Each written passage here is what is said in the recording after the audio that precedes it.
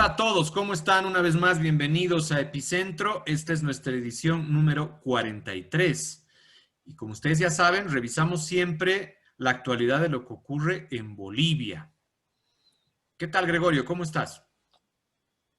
Hola Jorge Luis, amigos y amigas que nos ven en la mañana, en la tarde, en la noche, en Bolivia y en el exterior. Bienvenidos a un nuevo programa de Epicentro. Y vamos a iniciar nuestro programa pues agradeciendo a todos los que nos ven, a todos nuestros suscriptores. Y estamos muy felices porque el Epicentro número 25, que lo hemos hecho hace exactamente 3 meses atrás, ha sobrepasado las 1000 visitas. Entonces, muchas gracias por acompañarnos y por ver ese programa que se denominaba Evo pierde poder en el MAS. Y que si ustedes quieren conocer más detalles, pueden ingresar a ver ese programa que es el Epicentro 25. Entonces, les agradecemos una vez más por acompañarnos y por seguir siempre con nosotros cada semana revisando la actualidad de lo que ocurre en Bolivia. Y pues ahora iniciamos nuestra edición número 43 de esta manera. Finalizaron las subnacionales. Perdió el MAS. Los resultados, aunque no son finales, pero ya se conocen a nivel de los 4 departamentos en los que iban a la segunda vuelta para gobernadores, dan la siguiente información. Ustedes verán, en los 4 departamentos, el MAS perdió las subnacionales en la segunda vuelta. Y es lo que vamos a comenzar a revisar a continuación, caso por caso. Ese es el panorama, Gregorio, que nos deja el resultado final de estas subnacionales. Sí, un aspecto interesante, Jorge Luis, es ver cómo muestran las imágenes, las columnas azules que son del MAS. En todas el promedio se puede hablar en 3 de ellas, en La Paz, Pando y Tarija, el MAS alcanza un 40%. Sus contrincantes, que son de la oposición, ya sea centro derecha o centro izquierda, o centro popular mejor, llegan al 60%. Con excepción de Chuquisaca, donde sobrepasa ese nivel el triunfo de la oposición y llega a un 67%. Creo que esta votación está reflejando de alguna manera el techo nuevamente del MAS en este periodo. No pasa de 40 y a nivel de todo el país, si tomamos en cuenta Santa Cruz, debe estar alrededor de 35, ¿no? 37 el promedio que tiene de electores el MAS. Que ya diferencia, y es importante anotar eso, del 55% que recogió Arce Catacora en las elecciones nacionales. Y veremos cómo ha sido el comportamiento departamento por departamento de los 4 en los que estaba la elección subnacional. Veamos a continuación lo que pasó en el caso de La Paz. Lo estamos observando en pantalla. Santos Quispe, el Huayna Malcu, hijo de Felipe Quispe, va a ser el próximo gobernador de La Paz. Y aquí hay que hacer 2 apuntes. El primero que la gente votó, especialmente en las ciudades, votó de una manera racional. Más allá de toda la propaganda, tanto del MAS de Evo Morales, escogió dar el apoyo a Santos Quispe. Algo que para muchos analistas parecía improbable, finalmente se impuso. Inclusive a pesar de la actitud de el otro Quispe, ¿no? El Quispe que iba Tata con Quispe. una agrupación ciudadana, ese Quispe que se equivocó nuevamente, pidió el voto blanco y nulo, como además si ese voto de las ciudades fuera de él. Ese voto no era de él, tendría un 2-3% de un voto como a Quispe, era un voto de la gente nuevamente de rechazo al MAS. Entonces se equivocó el señor Quispe, creo que es el fin de su carrera y posiblemente pues lo veremos en algún espacio trabajando en la oposición, pero ya no tiene ninguna perspectiva. Y señalar que la estrategia de Santos Quispe ha sido coherente. Ha buscado no llegar a ningún pacto con otras corrientes de oposición y más bien pedir el voto a la población y asegurarse que eso están indicando los resultados, el voto de las áreas rurales y del Alto de La Paz. Entonces estamos con una configuración donde el voto de Evacopa tiene un correlato con el de Santos Quispe y eso marca una nueva situación en el Departamento de La Paz. Creo abre nuevas perspectivas donde el campo popular, el campo indígena, mestizo, aymara, ya no responde y está amarrado al MAS y amarrado a Evo Morales. Sí, el resultado habla por sí solo, ¿no? Habla por sí solo. No pudo alcanzar Franklin Flores sobrepasar la expectativa a pesar del apoyo de todo su partido e incluso del mismo Evo Morales, que estaba en campaña junto con él. En el caso de Chuquisaca, Damián Condori va a ser el próximo gobernador de Chuquisaca. Yo tengo mucha esperanza de que Condori lo haga bien. Condori es uno de los primeros miembros del instrumento político del MAS y cuando tuvo una actitud contestataria fue eliminado nuevamente por Evo Morales.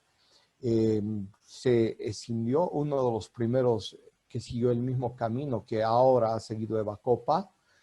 Candidató en las anteriores elecciones, le ganó al candidato del MAS, pero a última hora le hicieron una artimaña ilegal para quitarle votos, una franja muy significativa de votos, pero además lo tuvieron un tiempo detenido por los procesos del Fondo Indígena.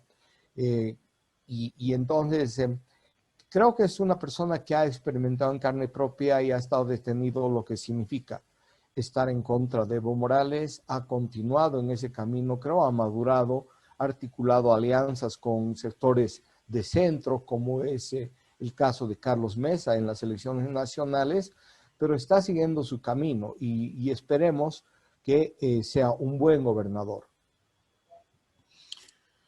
¿Cuándo? El nuevo gobernador será, bueno, en realidad ya ha sido elegido, es Regis Richter.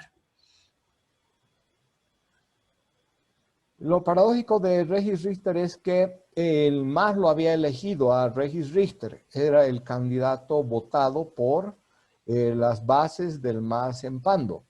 Pero como siempre, vino el dedazo y lo cambiaron a Richter por un invitado prestado que era del núcleo de Evo Morales. En realidad, un viejo candidato de la derecha reciclado. Y es a él al quien le ha ganado en esta segunda vuelta Regis Richter. Esperemos que haga una política de centro, una política independiente y que haga un acompañamiento con la alcaldesa, que es una alcaldesa que también viene de las filas de populares y que ha tenido una buena performance, una buena gestión en el municipio en los años pasados. Entonces, yo creo que en Pando también están abriéndose nuevos espacios y escenarios y por eso mismo señalo que se está aireando el panorama político en el país. Una persona joven y que esperamos que también tenga una gestión eficiente en la gobernación de Pando. Tarija ha elegido a Óscar Montes como su gobernador. Y Óscar Montes es un antiguo político, viene desde el MIR, de la época de Paz Zamora, ya tiene pues mucho recorrido. Y bueno, la articulación de Tarija se dio alrededor de Óscar Montes, a pesar de la candidatura del gobernador actual, Oliva. Oscar Montes le ganó a Oliva, pero finalmente pues todo el voto de centro, el voto de oposición en Tarija se impuso frente al candidato de Evo Morales nuevamente en Tarija, y eso creo que a pesar de denuncias que se han hecho de haber acarreado votos de Argentina para el MAS, no les ha servido. Y de conjunto entonces con La Paz, Tarija, Pando y Chuquisaca, en esta segunda vuelta tenemos alcaldías que van a estar en el centro, en corrientes que ya no obedecen a la lógica partidaria cerrada, autoritaria del MAS. Y esperemos que se comporten en esa perspectiva. De estas alcaldías, en la que ha perdido el MAS es en Chuquisaca, que estaba controlando la gobernación anteriormente de Chuquisaca, pero en La Paz, donde tenía mucha expectativa el MAS de poder eh, eh, conseguir la alcaldía de La Paz, la ha perdido. Y no nos olvidemos que la alianza que ha hecho el gobernador actual, Pazzi, con el MAS, también lo termina de sepultar a Pazzi en La Paz. De tal manera que tenemos nuevos liderazgos a nivel de estos 4 departamentos que son muy importantes. Tarija y La Paz y Pando, Chuquisaca. Y al mismo tiempo que se desarrollaron las elecciones subnacionales en Bolivia, en el Perú también fueron elecciones, pero de carácter nacional. ¿Y qué pasó en el Perú? Según información del conteo rápido, ya están definidas claramente 2 personalidades, 2 personas que van a ir a la segunda vuelta para la elección nacional del Perú. Pedro Castillo y Keiko Fujimori. Aunque vale la pena hacer el apunte, todavía estos no son resultados oficiales. En el caso de Pedro Castillo parece que sí, él va a confirmarse como el ganador de esta elección, aunque por escaso margen, mientras que en el caso del segundo lugar todavía la situación de Keiko Fujimori estaría en verse para ir a la segunda vuelta, porque es Hernando de Soto quien también estaría terciando para esa posibilidad y luego definirse quién será la próxima máxima autoridad del Perú. Pedro Castillo es un dirigente sindical, es profesor de un pueblo, hay que decirlo, en la zona central del Perú, Cajamarca, de una larga trayectoria como dirigente sindical. Ha logrado articular a los sectores, yo diría, pobres, a los sectores de las regiones abandonadas en el Perú. Y ese es su 18% que le da este conteo rápido. eh, Está mostrando esa votación en Lima, que es donde se concentra más de la mitad del electorado, solamente tiene un 5%, pero está mostrando ese tremendo clivaje que se ha acentuado por la inestabilidad política en el Perú entre las regiones más atrasadas y que es especialmente a partir del centro y el sur. Y va a contender con uno de los 3 candidatos que decías, o Keiko, que es la más probable, Hernando de Soto, o el otro, que son candidatos conservadores.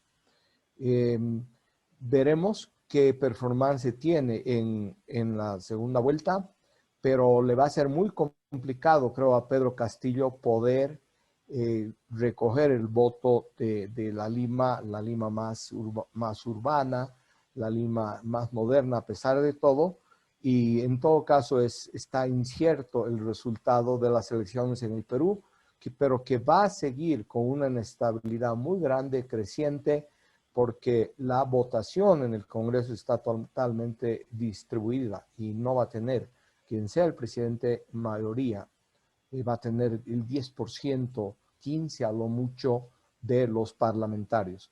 Inestabilidad en el Perú y ojalá no siga agudizando la situación de crisis económica y las tensiones que ha vivido ese país. Lo interesante, además, Gregorio, en el caso de Pedro Castillo como candidato, es que su principal oferta es una asamblea constituyente para el Perú.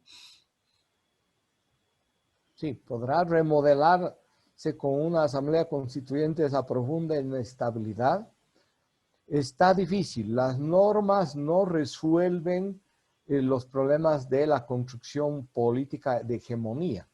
Es decir, tienen que haber líderes con una propuesta programática que tengan de capacidades y que puedan concentrar al electorado y que les permita convocar a una asamblea constituyente para imponer finalmente un programa, escuchando a esa mayoría de la población que da ese mandato. Una asamblea constituyente sin mayorías construidas va a ser una bolsa de gatos, una olla de grillos, pero veremos cómo se concentra el voto en las elecciones finalmente.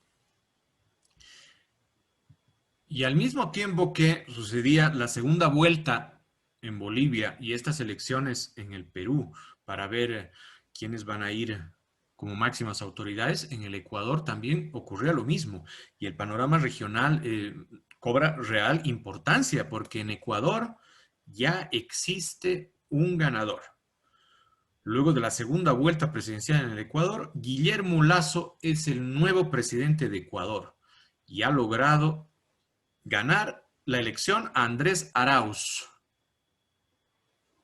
Ahora, ¿eso significa un giro a la derecha del electorado ecuatoriano? No es exactamente eso. No nos olvidemos que Lasso ha tenido una votación muy cercana a un candidato de origen indígena, Pérez, Yacu Pérez. Yacu Pérez, que ha sido el que ha liderizado las protestas indígenas contra el correísmo, contra la acción y contra la política depredadora y extractivista de Correa, de los llamados del socialismo del siglo XXI. Y ese Yacu Pérez, que perdió por, al final, un punto, menos de un punto con Lasso, finalmente ha convocado, sino de una manera clara, abierta, pero ha insinuado que prefiere un candidato de esta naturaleza, que al final ha levantado consignas escuchando a la mayoría de la población, que a alguien que responda al correísmo, a esa actitud que ha calificado de una farsa de socialismo o de políticas sociales. Y entonces ese es el escenario en el Ecuador, pero es importante que finalmente tengamos una nueva opción y que se dé esa alternativa para que Lasso conduzca Ecuador. Y vamos entonces ahora sí a dar nuestro punto de vista respecto de la perspectiva. ¿Qué va a ocurrir en Bolivia? ¿Qué va a ocurrir a nivel regional?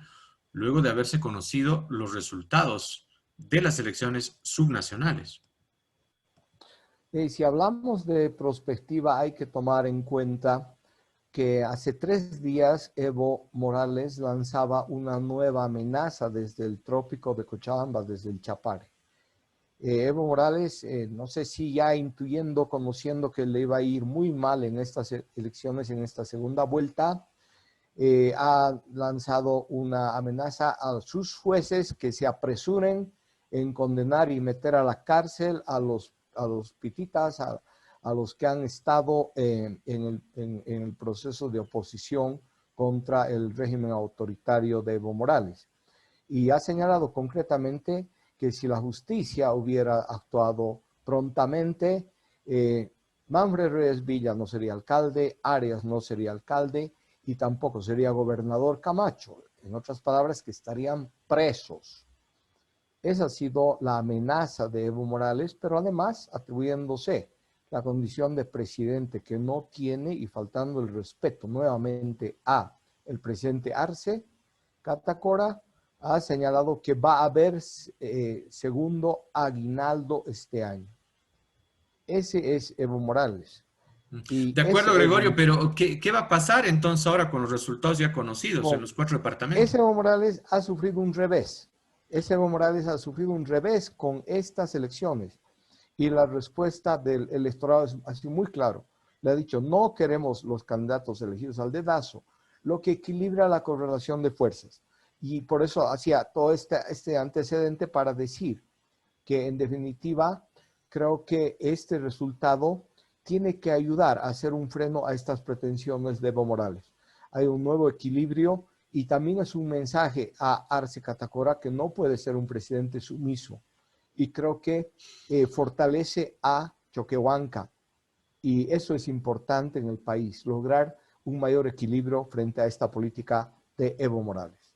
Ahí no coincido contigo para nada. Yo creo que ha perdido el MAS con estos resultados que los acabamos de revisar a nivel nacional. Ha perdido el MAS, ha perdido Arce y ha perdido Evo Morales. Y han perdido todos los frentes del masismo, incluido Choquehuanca, porque todos estaban involucrados en la campaña a nivel regional para que sus candidatos obtengan la victoria y no lo han conseguido. Y más allá de ese matiz que acabas tú de comentar, no entiendo por qué Choquehuanca no sería uno de los perdedores en esta elección. Repito, para mí, perdió el MAS, perdió Arce, perdió Morales y también perdió Choquehuanca. Solo un pequeño apunte. Tú pensabas que en el caso de La Paz iba a ganar el MAS, iba a ganar Franklin Flores. No ganó el MAS, ganó el Malcu, el hijo del Malcu. Y más allá de si ha estado Choquehuanca en la campaña, no ha estado, consolida la tendencia de Bacopa, que tiene puntos de acercamiento Choquehuanca. Entonces yo creo que en la política, y ciertamente tenemos esa diferencia en el análisis que está bien, la gente tiene dos criterios diferentes, pero en la política yo creo que hay que verla con un zoom que te acerque a lo que está pasando, al detalle, a las fuerzas, a las posibilidades, a la fortaleza de cada uno y a sus intereses. Y en ese sentido, yo creo que ha perdido Evo Morales más que nada. Arce Catacora tiene un aire, a pesar que anda debilitado efectivamente, y Choquehuanca es el que recobra más oxígeno. Pero pues la gente podrá tomar nota de estos apuntes y ver al final qué sucede en el devenir.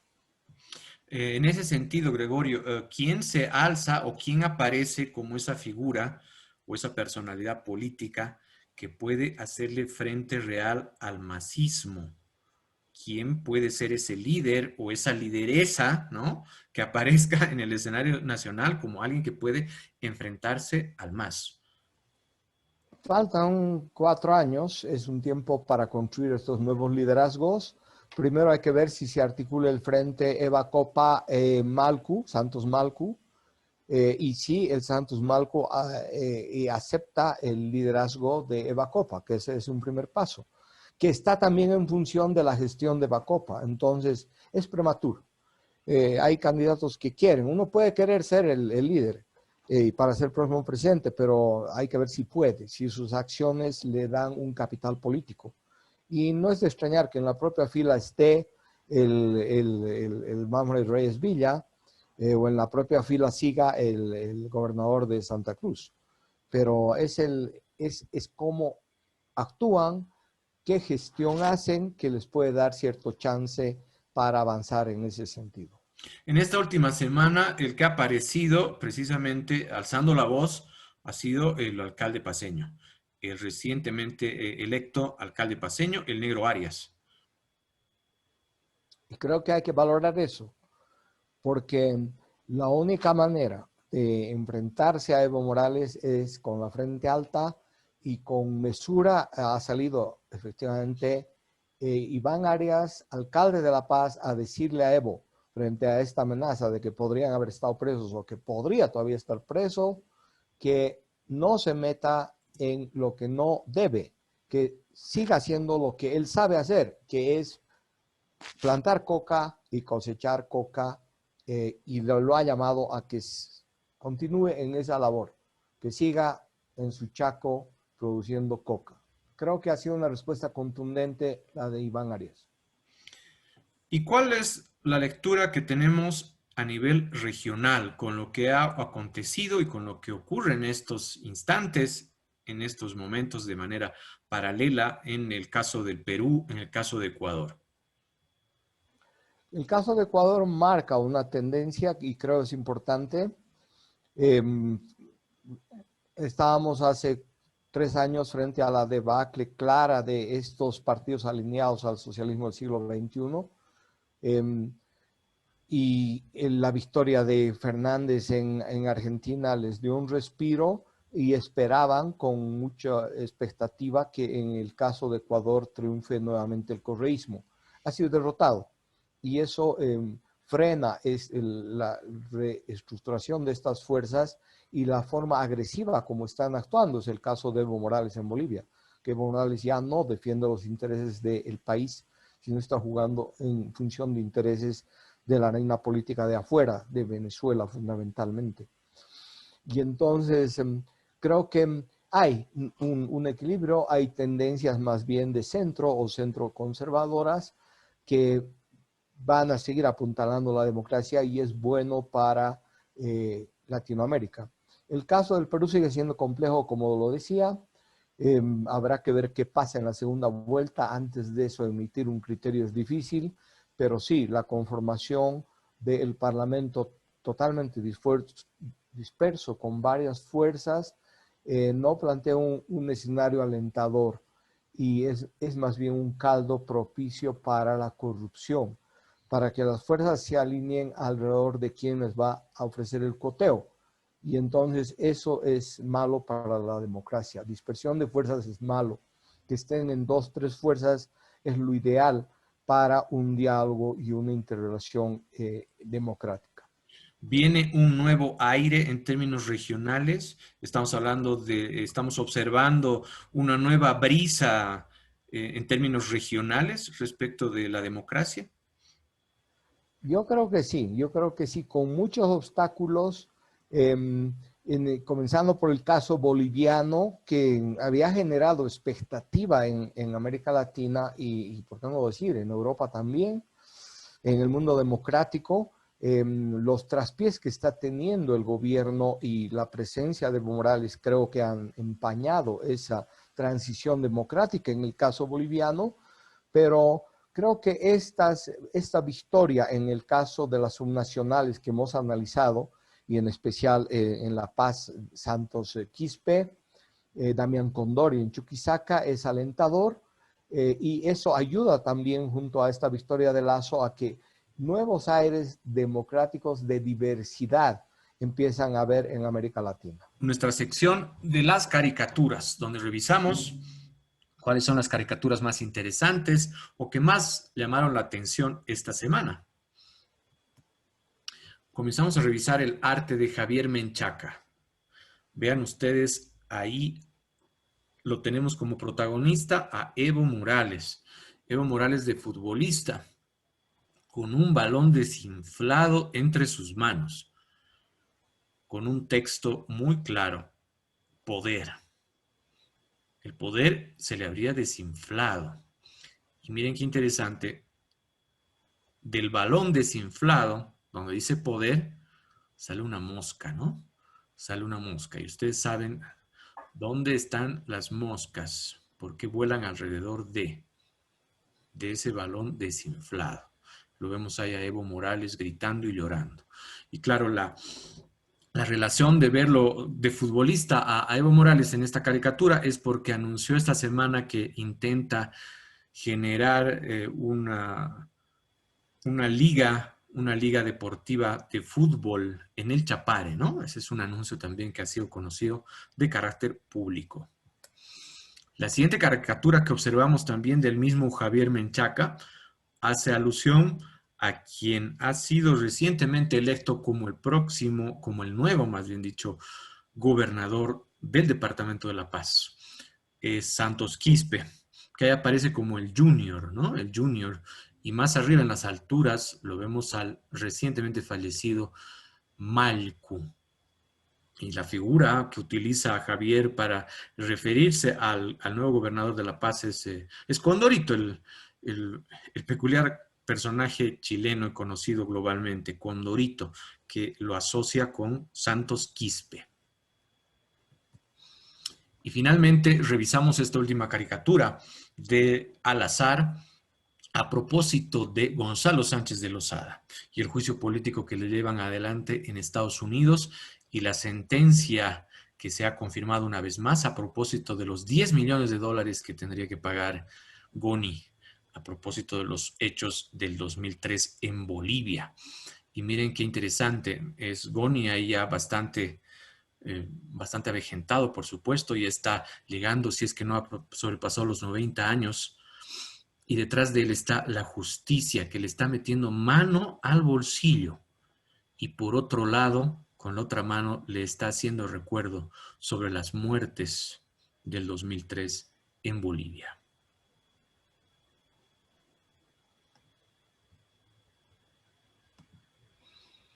Bueno, de esta forma hemos llegado al final de nuestro programa. Una vez más, agradecidos con todos por observarnos, por seguirnos cada semana. Estaremos en 7 días otra vez repasando la actualidad de lo que ocurre en Bolivia. Gracias, Gregorio.